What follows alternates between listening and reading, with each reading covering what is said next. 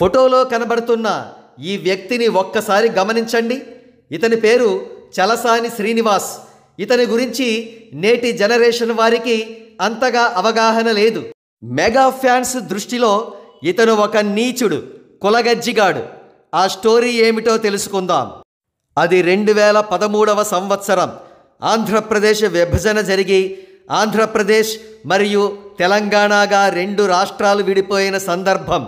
ఇంకాస్త వెనక్కి వెళితే అసలు ఆంధ్రప్రదేశ్ విభజనకు మొట్టమొదటగా లేఖ ఇచ్చిన వారు ఆనాటి ప్రతిపక్ష నాయకుడు చంద్రబాబు నాయుడు.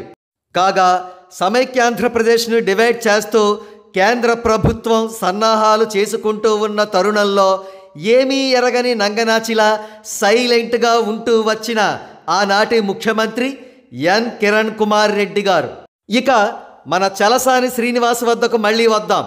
ఇతడు రాష్ట్రం విడిపోవడం పట్ల కొత్త ఉడికిపోయాడు. అలా ఉడికిపోయిన వ్యక్తి ఎవరిపైన విమర్శలు చెయ్యాలి? రాష్ట్ర విభజన కోరుతూ మొట్టమొదటిగా ఆనాటి కేంద్ర ప్రభుత్వానికి లేఖను ఇచ్చిన చంద్రబాబు నాయుడు గారిని విమర్శించాలా, లేదా రాష్ట్రం విడిపోతూ ఉంటే సైలెంట్గా నోరు మూసుకుని కూర్చున్న ఆనాటి ముఖ్యమంత్రి ఎన్ కిరణ్ కుమార్ రెడ్డి గారిని విమర్శించాలా? ఆ 2 పనులు చేయకుండా ఈ చలసాని శ్రీనివాస్ చేసిన పనేమిటో తెలుసా? ఆనాటి కేంద్ర టూరిజం మినిస్టర్ మెగాస్టార్ చిరంజీవి గారిని విమర్శించాడు. రాష్ట్ర విభజనకు నిరసనగా చిరంజీవి గారు ఆనాటి కేంద్రంలోని కాంగ్రెస్ పార్టీకి తన మంత్రి పదవికి రాజీనామా ఇవ్వాలని ఈ చలసాని శ్రీనివాస్ డిమాండ్ చేసేవాడు. అంతేగాని ఎన్ కిరణ్ కుమార్ రెడ్డిని మాత్రం తన ముఖ్యమంత్రి పదవి నుండి రిజైన్ చెయ్యాలని ఏనాడు కోరుకోలేదు. ఏం చలసాని శ్రీనివాస్ చిరంజీవి గారినే రాజీనామా చెయ్యమని ఎందుకు డిమాండ్ చేసేవాడు? ఇతరులను రాజీనామా చెయ్యమని ఎందుకు కోరుకోలేదు అంటారా? ఎందుకంటే చలసానికి కమ్మ కులగజ్జి ఎక్కువ కదా. 2009వ సంవత్సరంలో చిరంజీవి గారు తన ప్రజారాజ్యం పార్టీ ద్వారా టీడీపీ ఓటమికి పరోక్షంగా కారకులయ్యారని చలసానికి అక్కసు అన్నమాట.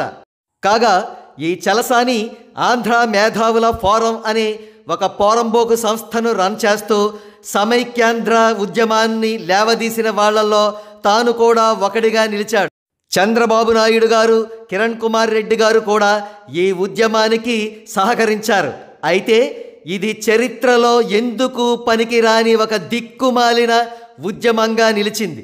ఎందుకంటే ఆల్రెడీ రాష్ట్ర విభజన జరిగిన తర్వాత ఉద్యమం చేసి ప్రయోజనం ఏమిటి?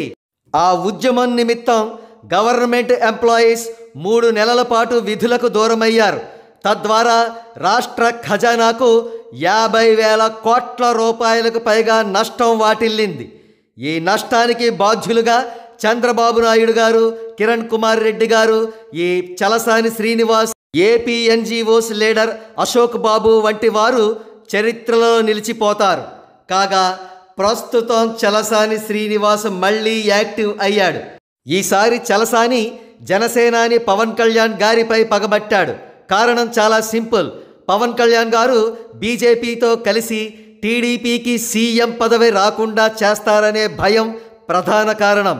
అందుకే పవన్ కళ్యాణ్ గారిని డైరెక్ట్గా తిట్టకుండా బీజేపీని తిడుతున్నాడు చలసాని. దీనివల్ల లాభం బీజేపీతో పొత్తు లేకపోయినా టీడీపీ ఒంటరిగా ముందుకు వెళ్ళగలదు అనే ఆత్రం అన్నమాట. కానీ చంద్రబాబు నాయుడు గారు చలసాని లాంటి వాళ్ళని ఎంతగా ఎగద్రోసినా వారి వ్యూహాలు ఈసారి ఎట్టి పరిస్థితుల్లోనూ ఫలించవు అనేది రాజకీయ విశ్లేషకుల మాట.